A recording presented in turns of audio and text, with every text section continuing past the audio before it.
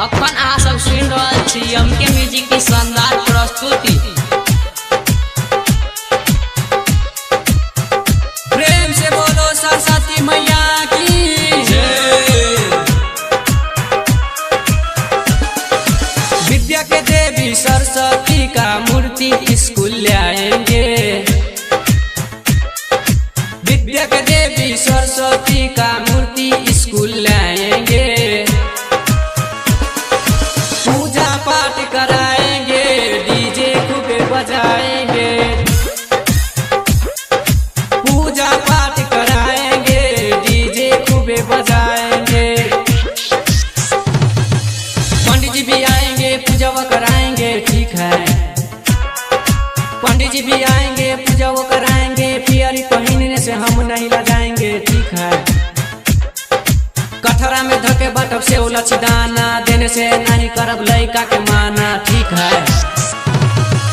चंदा बोले 200 लागी, हथवा न पीछे हटाएंगे। चंदा बोले 200 लागी, हथवा न पीछे हटाएंगे, ठीक है।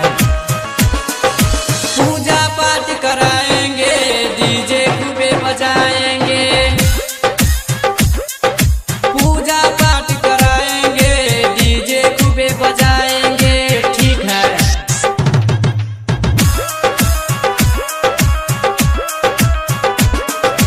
विद्या के देवी सरस्वती का मूर्ति स्कूल ले आएंगे।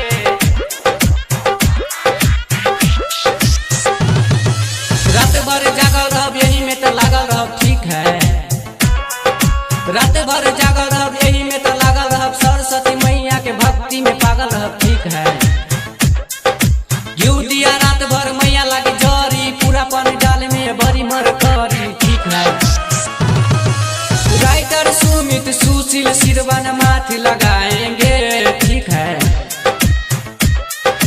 सिंगर जयकरण यादव सिरवन माथे लगा